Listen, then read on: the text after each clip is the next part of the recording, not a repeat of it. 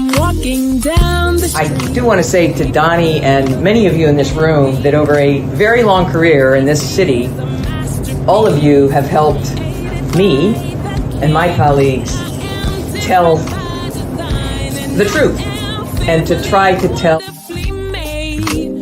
I may not look like you and you me, but my head up. I'm South Carolina, so I just... What does this event mean to you, Miss Peggy Moss? Oh, my heart, Happy 20th anniversary.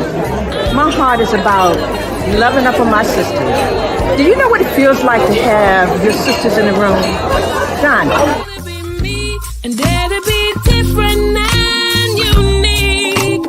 I'm gonna be the best me I can be by letting His glory shine through. I am beautiful, I am blessed, but not just what you see in the flesh. I'm free from people, free from myself. The doctor lived next door to the janitor, to the reverend, and the lawyer. We were together. Now we get so high and mighty that you create stress for your society because you don't like poor black folks either. That's a health problem. Get yourself together so I can stop being taking care of geriatric people and get back to pediatrics. I thank you, Donnie, for all you've done. Let's keep doing it for all the more.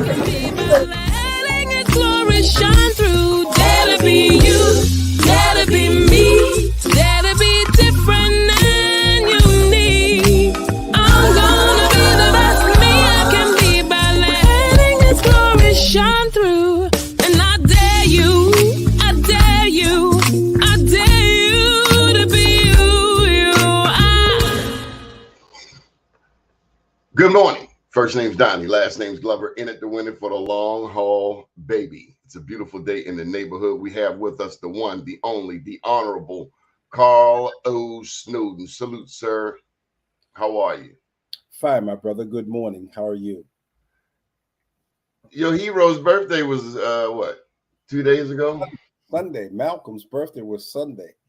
He said, I'd rather be who I am, a black man, than to claim membership with the most favored of any other race. I've been made sad when members of this or that particular race start claiming rights and privileges or certain badges of distinctions on the grounds that they belong to this or that particular race, regardless of their own individual worth or attainment. Merit, he said, is in the long run recognized and rewarded. I say that here not to call attention to myself as an individual, but to the race to which I am proud to belong.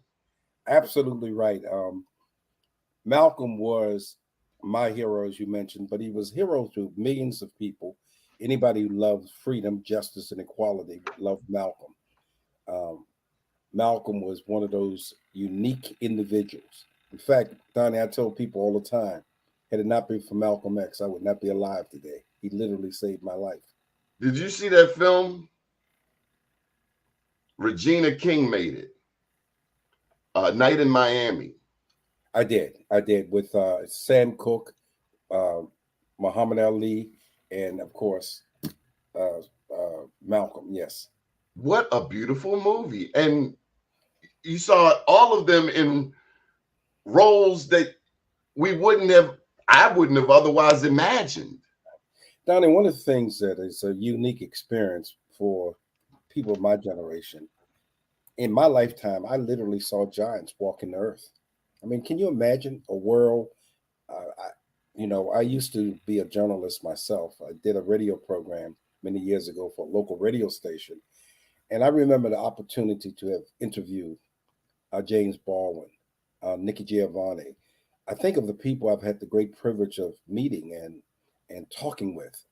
Can you imagine how fortunate I was to have a Maya Angelou talk to me about what it was like to walk the streets with Malcolm, dance with James Baldwin, to laugh with Martin Luther King Jr. Just an amazing period. I did the last interview with a man named Elbridge Cleaver, which the public will know as the guy who wrote Soul on Ice. And I saw Elbridge Cleaver at the end of his life, a broken man. I saw what society could do and did do to him. I saw the effectiveness of the FBI. I tell people all the time, know your history. One of the things that people are stunned to learn is when I tell them that the man who's most responsible for Black people being in the FBI was a man that nobody would even give thought to, because they never realized he was the reason that the first black FBI agent was hired. He was hired personally by J. Edgar Hoover. And it was not in the 60s, it was in the 20s. His name was Marcus Garvey. And in order for them to infiltrate Marcus Garvey organization, they had to hire their first black FBI agent, which they did. And that's how blacks became members of the FBI, for being employed to spy upon a black organization and a black man. You know, when you talk about our creativity as a people, my daddy, and I'm just rocking because I just feel the ancestors. I feel them in the backdrop. You know, I feel the songs going on right now. But my daddy told me a story about how they had to carry H-Rap Brown out of Cambridge in a casket. Yeah. I actually was in Cambridge, Maryland just yesterday because we're calling on the town of Cambridge to join us in having a bridge at Choptank River, renamed in honor of Gloria Richardson. Gloria Richardson was a black woman who, during the H-Rap Brown era, just stood up to white racism and white supremacists. She died at the age of 99, but was an incredibly strong black woman.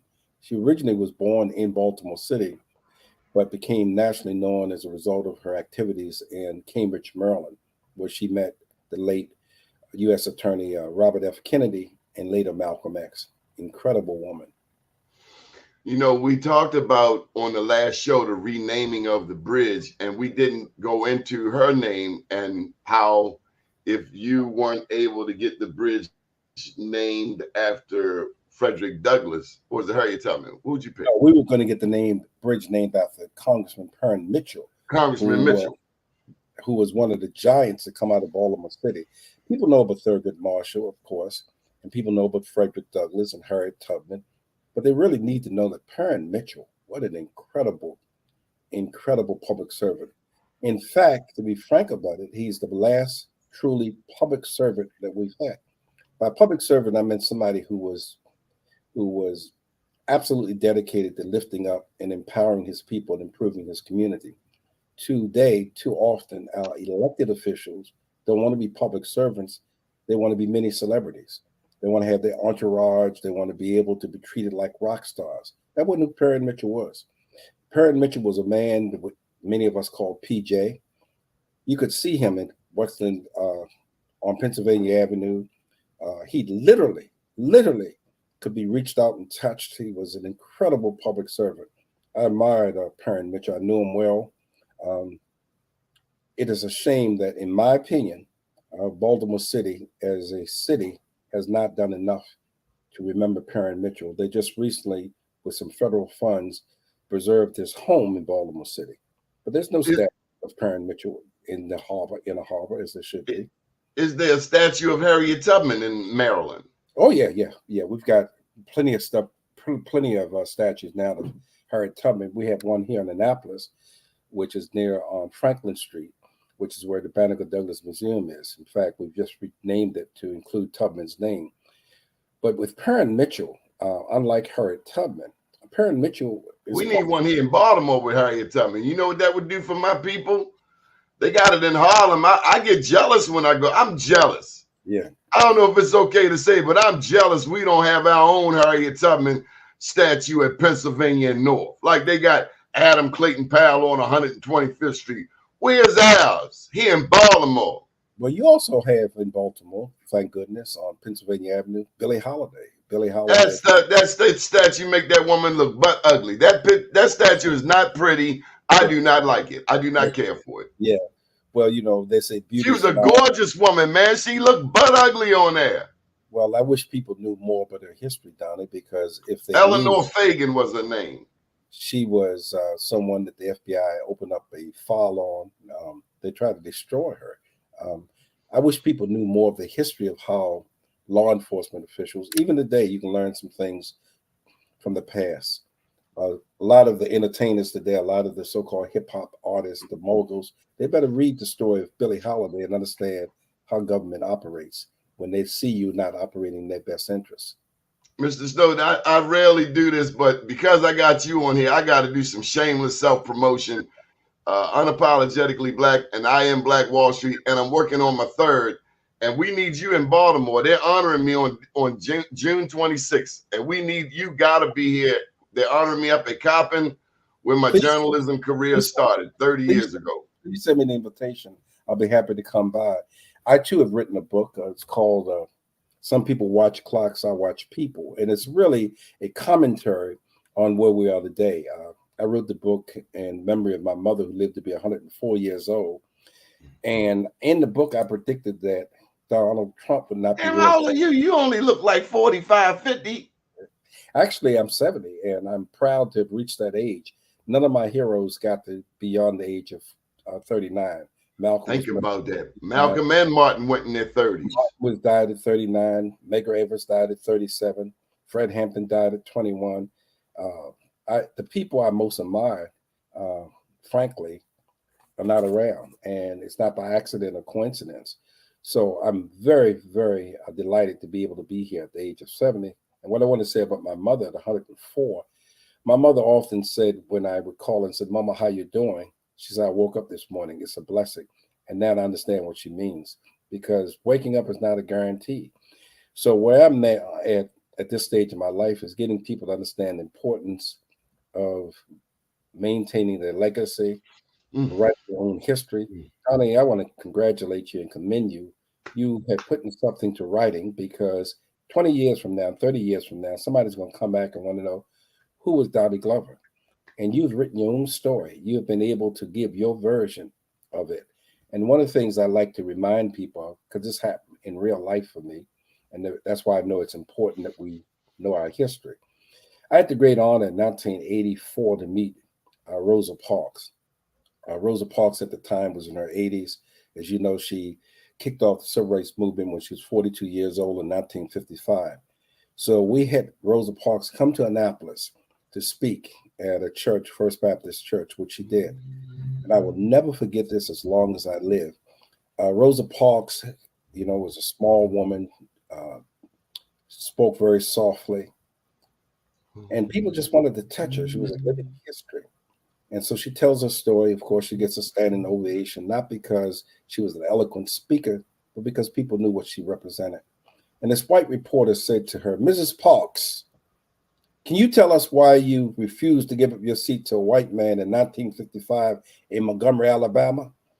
And I will never forget her response. In that quiet voice, she said, "Sir, you're wrong. I did not refuse to give up my seat to a white man. I refused to give up my dignity." Wow. It put a whole different twist on it. And that's why I know the importance of people telling their own story. Because for years, we've been told that she refused to give up her seat to a white man.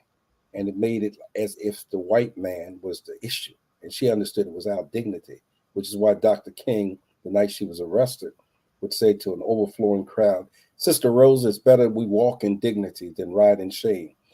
It was an incredible moment. And again, coming full circle, we're very fortunate, those of us who've lived, to see some of the great heroes and sheroes come this way, people who've made a difference. Perrin Mitchell said to me and to a crowd once, "You don't believe racism in this America, you either found it dumb or dumbfounded." Perrin was a great, great public servant. Give me a spiritual, man. Sing a spiritual for me. Give me a line. I can't sing a spiritual, but I can share this with you. There is a gospel star. Her name was Mahalia Jackson. And she sings a song that's so inspirational for me. It's called "How I Got Over." And if people take the time and listen to Mahalia Jackson, it comes out of her inner soul, "How I Got Over." And when people think of their own lives, those who survived, oh, what a powerful, powerful song that is. I understand that song to mean the following. There is a power in the universe that put wetness in water, blue in the sky, and allow birds to fly. When you plug into that power, all things are possible. I'm here because there is a God who was able to make some way out of nowhere. I am just really, really pleased to be living in the time that we're living in. These are very serious times, and it's going to take three things for us as a people to survive. And we've done it before. It's going to take faith, which we have. It's going to take family and friends. Those three F's are very necessary for us to survive. Faith is that thing that you can't see. You just know it's there. You feel it. Family you inherit. You don't get a choice who your family is. You inherit them. But friends, and I underscore this point, if you are lucky enough to have friends, you will One find friend. in the long run, there are very few. If you get one friend, you're rich. Yes, yes. You know, there are people who use the term friends and colleagues Loosely. They are not the same. I tell you what, if you want to know what friends is, ask Marilyn Mosby what friends are. Friends are the people who will not desert you. You know, when because things get a little funky. Oh yeah, yeah. Malcolm found out what a friend was. Martin Luther King Jr. found out what a friend was. Friends are far and few in between. They showed in that what was it, Harlem, The Godfather of Harlem. They show where Bumpy was looking out for Malcolm. Absolutely, and Martin Luther King Jr., which most people don't know this, was assassinated. And there's no question it was a conspiracy to do him in. Martin Luther King Jr. had left Memphis, Tennessee, and it was the FBI placing in black newspapers the following: that Martin Luther King Jr., they said, when he comes to Memphis, Tennessee, he doesn't stay at black hotels, he stayed at the white hotels. And he was staying at the Holiday Inn. And Dr. King was so moved by that criticism, he decided to move from the Holiday Inn, which gave him a lot more security. He went up to this place called Lorraine Motel, and the rest is history. Had he not went to Lorraine Motel, which was instigated by the FBI, he might have lived. Oh, my Lord, Lord, Lord, Lord. Mm-hmm. Well, you tell a story, Mr. Snowden. 14, 15 years old, FBI was following you. Absolutely. And I learned a great deal. As you know, one of the things that I've had the great privilege of doing, I've obviously been an activist most of my life, but I also had the opportunity to work in government. I know how government works. I served on the Annapolis City Council for 12 years. I know how the legislative process works. I was appointed, as you know, the first civil rights director in the office of the Attorney General. So I've seen things from the inside that most people who view in this program will never know. I know how government works. I know how politics and law intersects. That's why when I watch what's going on with Donald Trump today, I see politics at work. I see how it works. I know how it works. And so there's not by accident or coincidence that one of the trials that was headed up by that Donald Trump was supposed to be going to, the one in Georgia, that trial has been postponed because of the appointment of a judge that he appointed. And it's been indefinitely postponed. That's not by accident. It's politics. So I'm working on an editorial. It goes like this. I got the title, and I'm still working on how to present it. I might even have to pull in some AI, but the title is, are you ready? Are you ready? Are you ready? Yes, sir. Black president, black governor, black senator, black mayor. What's in it for us? That's very good. That's a very good editorial, and it raises questions. 50 years from now, when we look back, we have more political power than we've ever had. Will historians and those who will follow us say we used it wisely when we came to power? We're in a position to make things happen. And unfortunately, we're not utilizing the power that we have. There's so much we could do, so much we must do to make America more better than bitter. And there are things that I'm hoping as we move forward that Governor Westmore, we have a Black Attorney General, Anthony Brown, we have the first Black Speaker of the House, Adrian Jones, we have the largest delegation to the Maryland General Assembly in its history. There are more Black elected officials in Annapolis than anywhere else in the country. We got the highest percentage in the country. That's correct. And we have this opportunity that God has given us, and we shall see whether or not our leadership understands the importance of taking advantage of this moment. Time will tell. They should have the testicular fortitude to change their middle name to reparations, for instance. Yeah. Well, part of it is, and for don't be scared. Yeah, those who are in part of the process, who understand how politics work in America, need to make a decision. And the decision is, do you want to go along and get along, or do you really want to bring real substantial change to the nation? Because you can't do both. No, no. There's no evidence in history of being able to do both. And that's what Malcolm understood. When he said it's the ballot or the bullet, all he was simply saying was, in American history, if you read history as I have, there are two things that have changed the course of history: the ballot and the bullet. The ballot changed the course of history when we were able to elect for the first time Barack Obama as president of the United States. The ballot changed the course of history when, for the first time, Adam Clayton Powell, who came out of New York City, was able to get elected and accumulated a tremendous amount of power. By the way, for young people who are interested in going into politics, there are three politicians I would strongly recommend that they take the opportunity to study, read, and learn about. One, of course, is Adam Clayton Powell, who was just a master when it came to understanding how the system worked. Another two people were two mayors, both of them just brilliant. One of them was a man named Marion Barry, who showed how politics and advanced the economic course of our nation, economic empowerment of our community. Another was a man named Harold Washington. See, I thought you was going to say Maynard Jackson. Maynard Jackson was an incredible leader as well, because what Maynard Jackson did for Atlanta was unbelievable. But the reason I mentioned Harold Washington in particular, he did something that I'm just so proud of. I happened to campaign for him. The night he won the election, he was the first to win a major. In Chicago, you went to Chicago to campaign? For Harold Washington. And he said something, Donnie, that night that I will never forget. Can you imagine, this is in February.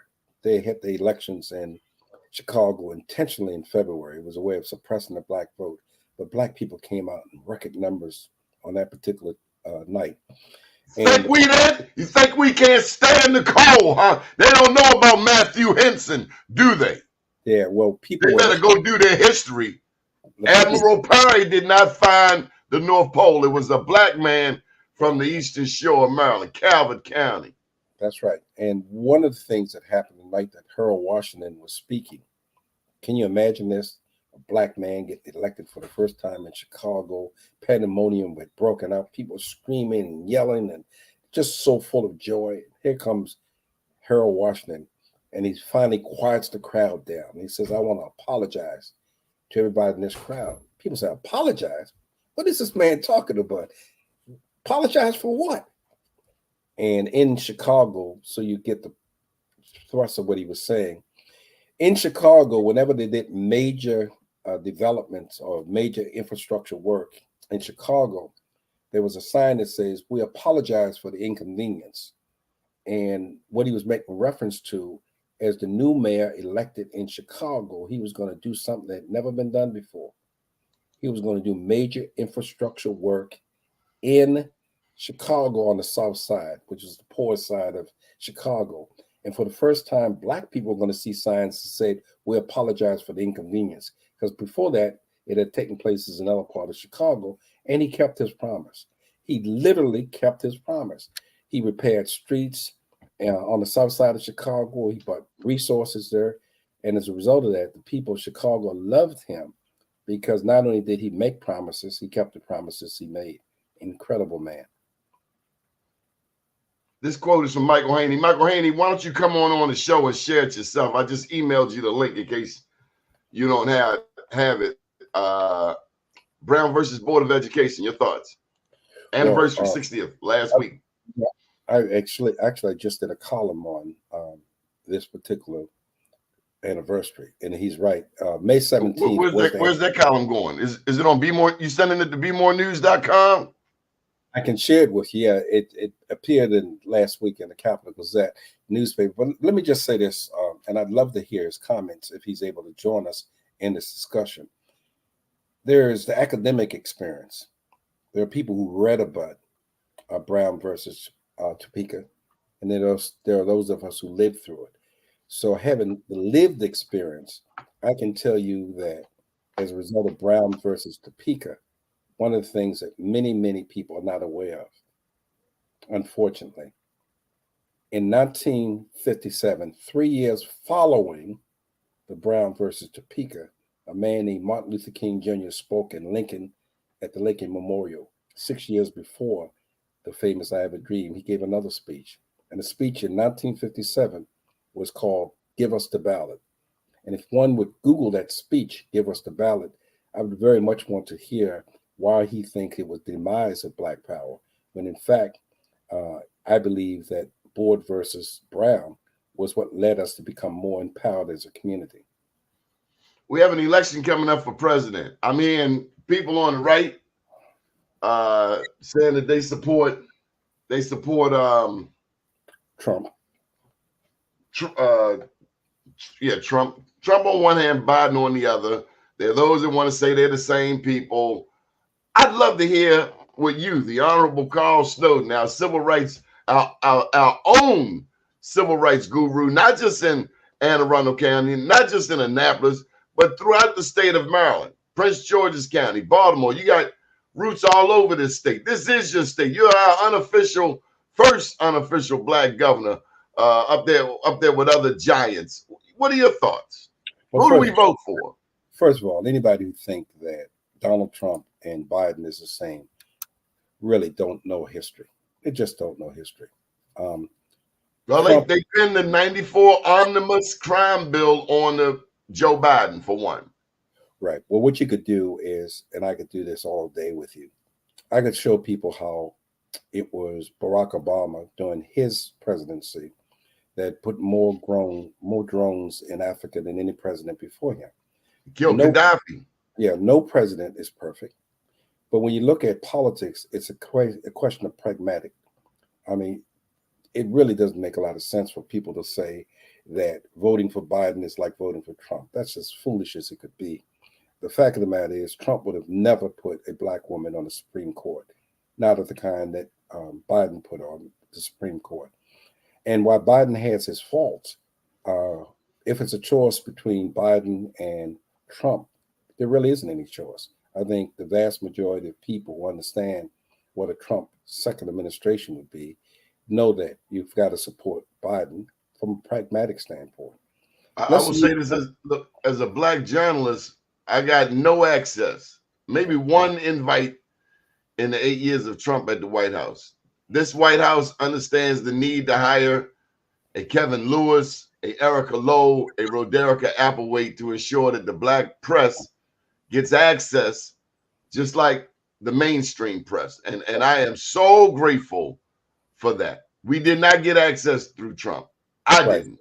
And not only you, a lot of people didn't. And April Ryan wrote a brilliant book about what it was like during the Trump years to be a Black woman asking the right questions. The truth of the matter is that, again, Biden is not perfect, but what Biden is an alternative to what would be a terrible if Trump was reelected. Trump has kept his promise, which is when he gets to power, he's got a program, it's a plan that's called 2025 plan. And anybody can Google the 2025 plan. It was done by the Heritage Foundation. And if Trump is elected, this is what he intends to implement. And the 2025 plan would take away a lot of the rights that people fought for, in many cases died for, if he comes to power. He's also talked about retribution. And I take him at his word. If he comes to power and get the power, he will be able to exercise retribution. How does he get to run for president and Marilyn Mosby is threatened by going to prison? Because of racism. I mean, it's really clear. I mean, in America. And then they put a Black man on Marilyn Mosby. What's his name? Eric Barron. Right. In America, there is something that no one will refute. There's not a single person will refute what I'm about to say, whether they're on the extreme right, extreme left, in the middle, no matter what their religion is. Nobody will dispute what I'm about to say. And that is that if Barack Obama had done 1/10 of 1% of what Donald Trump has been accused he'd be locked. They'd have shot him. He would have not survived the presidency.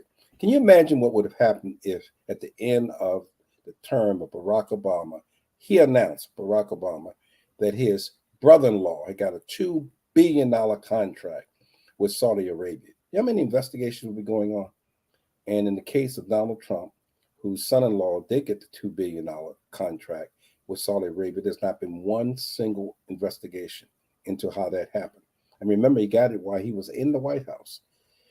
Clear conflict of interest. But again, all right, so let's go to this major race, and thank you for taking time out of your very busy schedule. I mean, you remind me of my late dad. He never retired, if you ask me. But the U.S. Senate race. Did you, for one, first of all, did you see that Angela Alsobrooks, in the beginning of this primary, did you foresee her spanking David Trone? well, again, those who know history know that money has not always bought an election. I mean, I'm old enough to remember when a man named David Rockefeller,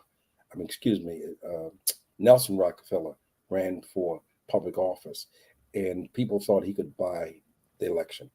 Um, Black voters are much more sophisticated than people give them credit for. You can take all the commercials you want of having certain black faces saying vote for a certain candidate, but black people instinctively know who serves their best interest.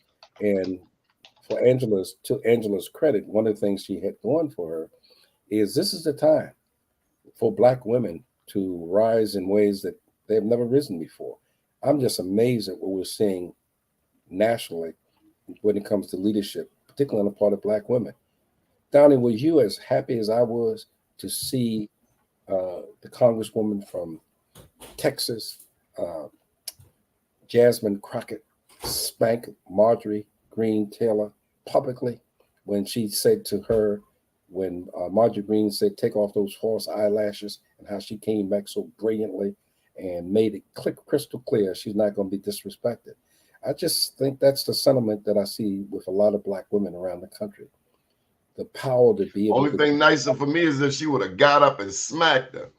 Well, she smacked her intellectually in other ways, and she's still, even today. Yeah, don't hurt nobody. But the things that go on. Anyway, we I think we're being joined by Mr. Haney. Are you with us, Michael? His camera's not working. Where you at, Michael? Okay, so you did you foresee also Brooks beating Trone? I missed that. Yes, and she's going to beat Hogan. And here's the reason why she's going to beat Larry Hogan. Larry Hogan has a huge problem. His problem is the Trumpites are not going to go with him. The Trump people are not going to support Hogan for governor. They're not going to vote for Angela, but they're not going to vote for him either. And by staying at home on this or not voting in that particular election, it's going to benefit Angela. And just to make it crystal clear. So you're saying that the Republicans in Maryland side more with Trump than they do with Hogan? There's a large element that sides with Trump. That's scary. It's saying I live around. Does that say I live around racists? Yeah, that's what it says. But remember, with Trump, just don't forget this. With Trump, when Governor Hogan had selected his hand-picked successor, Kelly Schultz, Republicans deserted her in great numbers. That's how you got Dan Cox, which later gave us Wes Moore. Brother Mike, how are you, sir? Hey, Brother Snowden, how you doing, man? It's an honor and a privilege, man. I've been following you for decades. People don't know the sacrifice that you've made for this state, for this country, man. And I've admired you, and it's an honor to be here with you, man. Just an honor. Thank you, sir. Thank you very much for your kind. And I sincerely mean that, man. People don't know it's just been as recent as 10 years that they continue to mess with you. And that's what happens to our black leaders that speak the truth. Mike, I had an opportunity. Most people don't know this. Most people know about the FBI during their surveillance, but we had a county executive, a guy named John Leopold, who personally ordered his police officers to stop me on all kinds of foolishness. And we eventually sued John Leopold. We won that lawsuit where we showed that he illegally used the police department in a manner that was actually criminal, doing all kinds of stuff. And he wound up in some legal issues himself, didn't he? He wound up going to jail. Yeah, That's right. Wound up going to jail.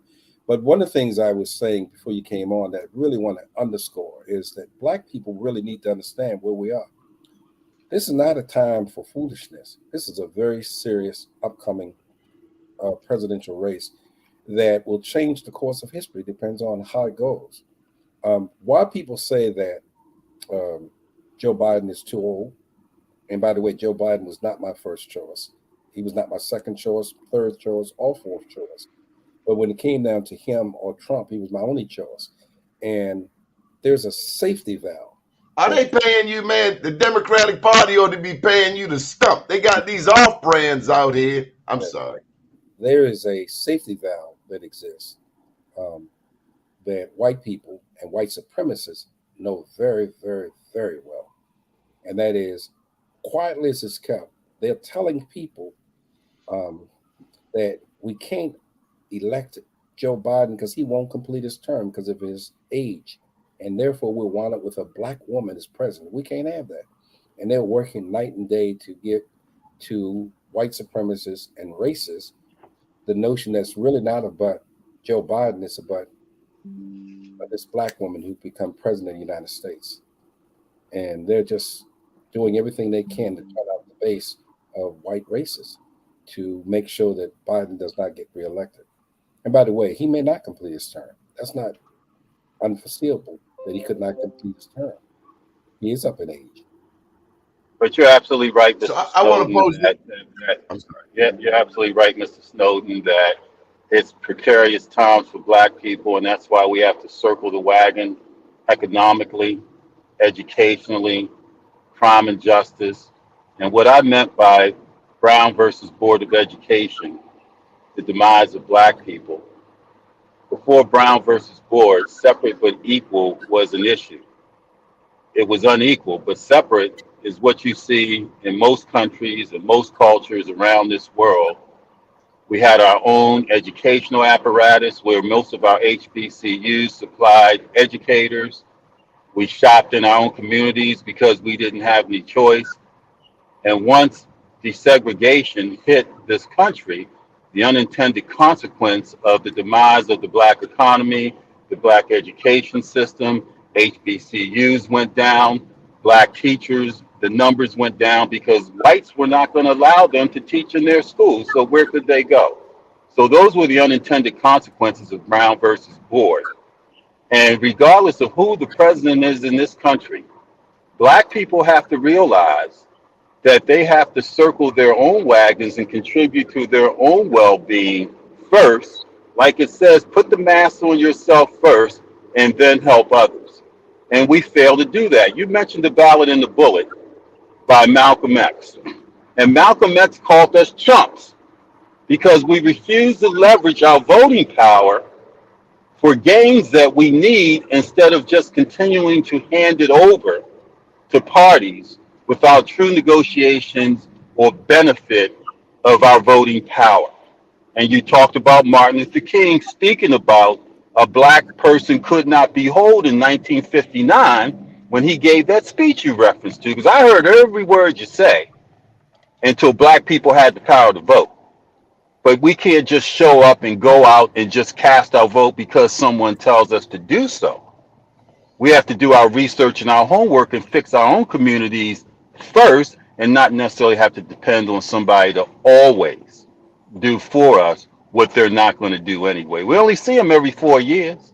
Well, and I their posed agenda this comes question first. earlier, Mike, that we've had a black president, we have a black governor here in Maryland, got a black senator nominee, a black mayor.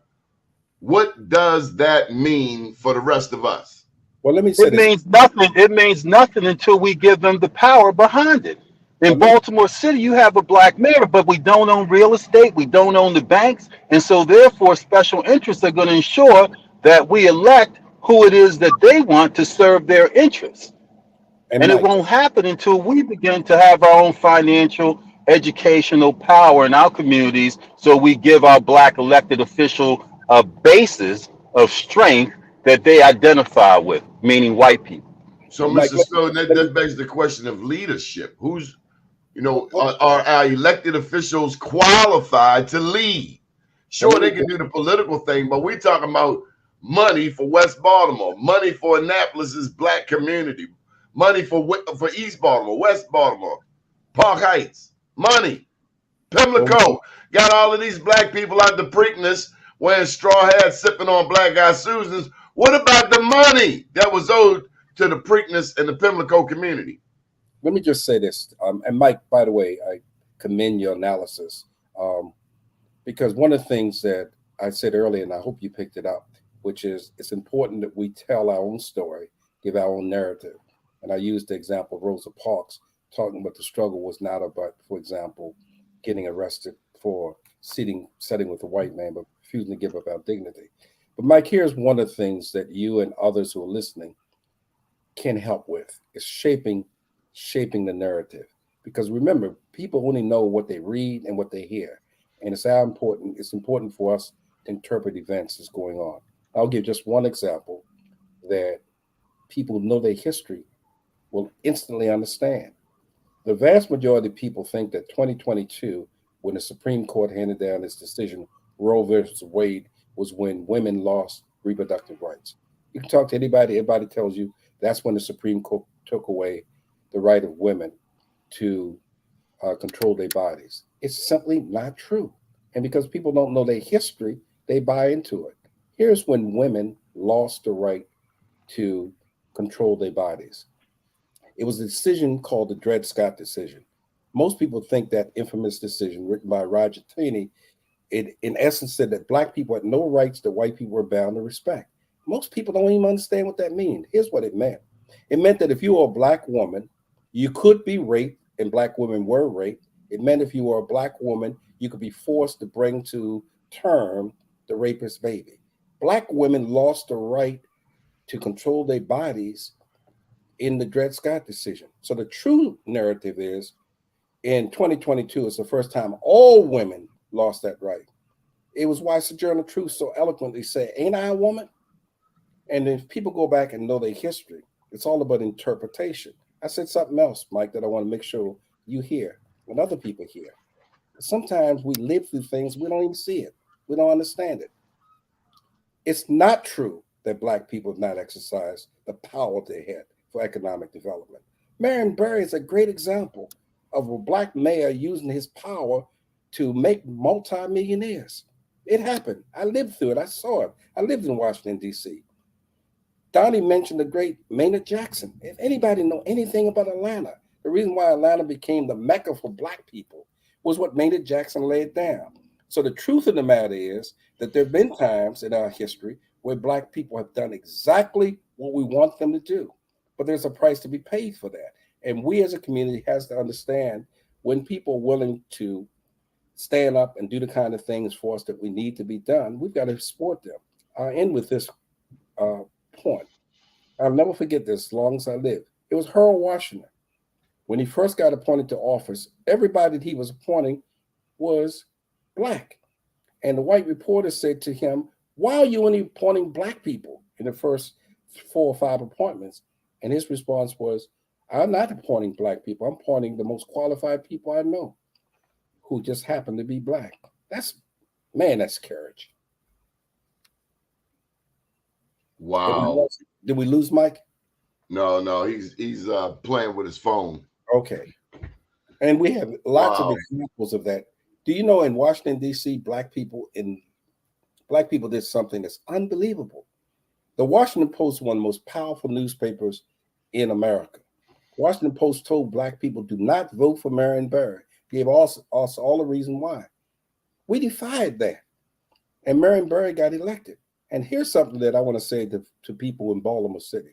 But I applaud the Baltimore City voters. Their Black voters are most smarter than we give them credit for. Do you know that Dave Smith, Sinclair Broadcasting, was trying to buy the election? He spent more money than David Trone did trying to promote his candidate, Sheila Dixon. And Black people didn't buy into it. They didn't buy into But he did get us with the term limit. We voted against our own interests with the term limits, which was a David Smith concoction. And they even used red, black, and green posters around town. Made me sick to my stomach. But what they wanted was the ability to control who was going to be the mayor. They thought because they were successful with Ivan Bates, they could be successful again. But again, Black people in the city of Baltimore, you know, there are times we just have to give credit to our people when they do the right thing. And I think that they did the right thing, in my opinion. Mr. Snowden, when did you know this was your purpose? I was at a very young age. I was blessed to be influenced by Malcolm X. I tell people this story all the time. I when it was in the 10th grade, and I was required to read 2 chapters in the autobiography of Malcolm X and to give a report the next day. I was going to flip through it, just kind of wing it. I picked up the Nightmare. The first chapter in the book is called Nightmare. I couldn't put it down. I was absolutely mesmerized by That's Malcolm. when he was out in Nebraska and the people came, the Klan came. And it's also when he said his favorite white teacher Told him he wouldn't amount to nothing. No, there's white. They went around the room and asked kids, mostly white, what they want to do, and they gave all kinds of answers. When they got to Malcolm, Malcolm said, "I'd like to be a lawyer." And his favorite white teacher said to him, "Now, Malcolm, you got to be realistic. You're a nigger, and people like you because you're good with your hands. You ought to be a carpenter." And Malcolm said that so affected him that in 8th grade he dropped out of school. Can you imagine being told in front of white kids that you're a nigger and you have to be realistic? Well, I that's related. called childhood trauma. They got stuff out there for it called trauma. Yes. What's your trauma score? Right. Childhood adversity, something, blah blah blah. Here's a practicality that I can tell you. Here's a practicality that people watching this program will tell you. It'll happen so many times, and very few people know what to do when this happens. Suppose for a moment, Donnie, you were working for government and whatever you were doing in government, and you had a supervisor who either died, became incapacitated, etc., and you were appointed to fill that position on a temporary basis. And you did a great job. Everybody's talking about how great the job you're doing. You start telling your wife that because you're now making more money, you're going to take her and the kids on some vacation spot. And the powers to be decide they're going to advertise the position that you're currently in. And they select a white person over top you. Although you've had the experience, you've been doing a great job, they select a white person over you. And they say the following to you: "We want you to train the person." I'll be damned. And do you know how many black people who put in that position who have to swallow hard and train that person? I'll be damned. Yeah. I'm going to start a BeMoreNews.com and find a way to feed myself. I'll be damned. You are unique in that. The vast majority of our people. I saw a cat have to do that, and they still fired him. Yeah. I'm not going to say his name because y'all know him. He had to train his replacement, and the replacement barely had a GED. That's true. You got to be out your cotton picking mind. You think I'm going to train him? Right. But there are people who will tell you it happens. Here's my paper. Have a great day.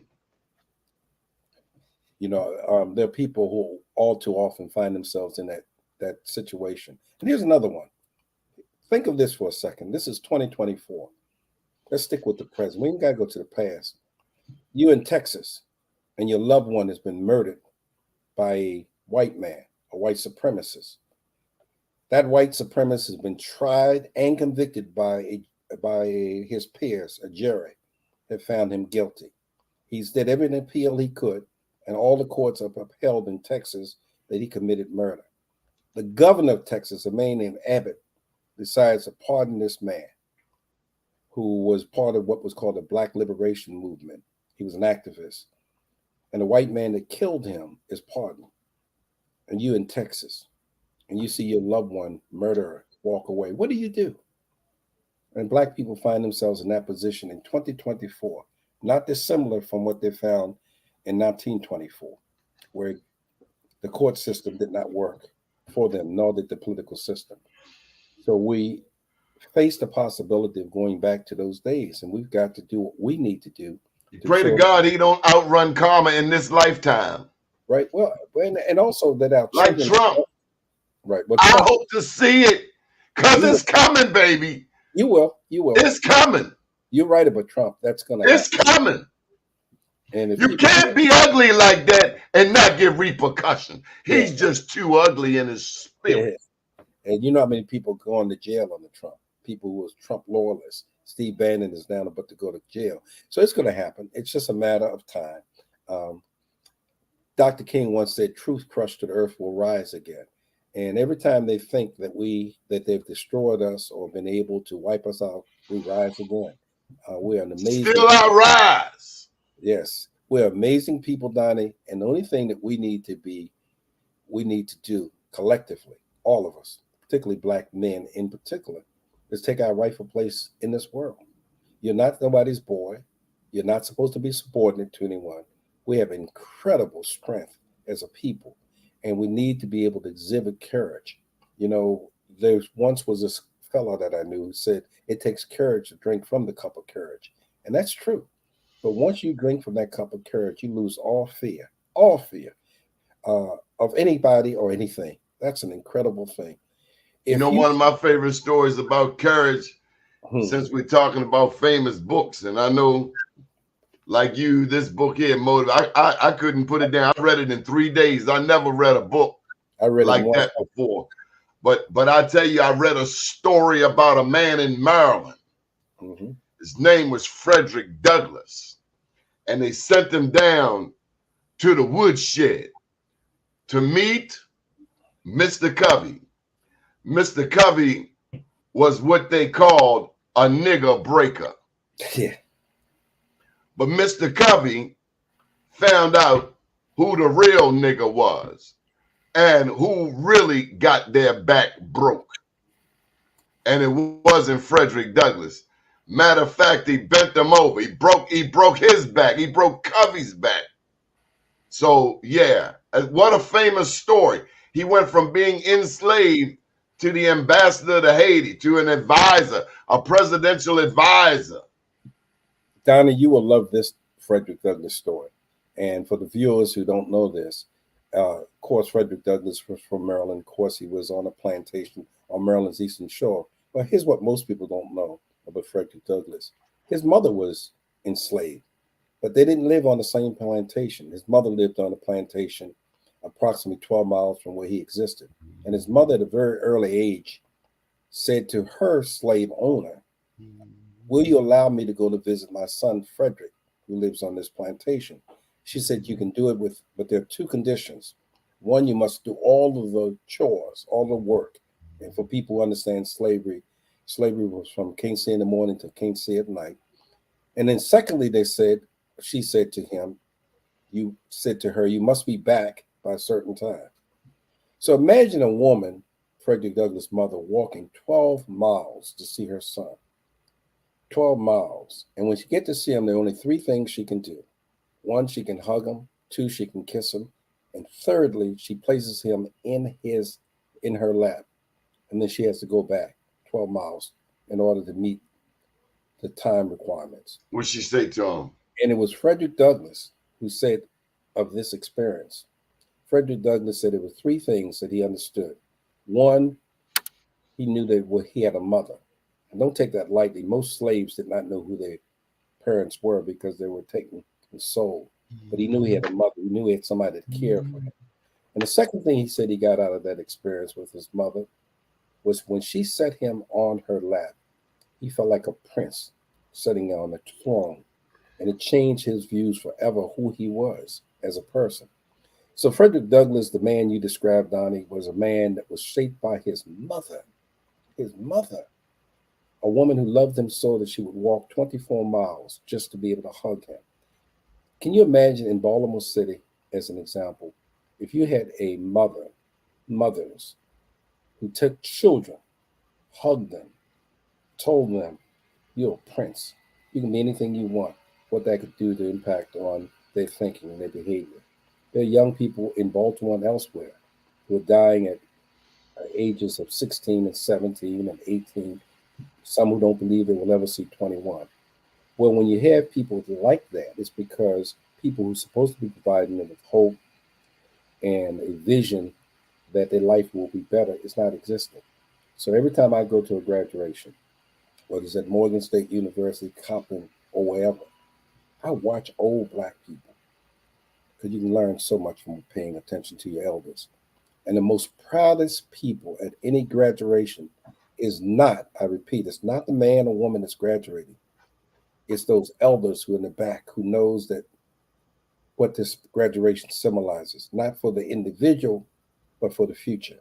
And so every time I see somebody walk across a stage, whether it's Morehouse or Morgan or Spelman, I know that in part they're walking because old Black women and Black men who are praying for this day and they see it to come. It's an emotional moment for me.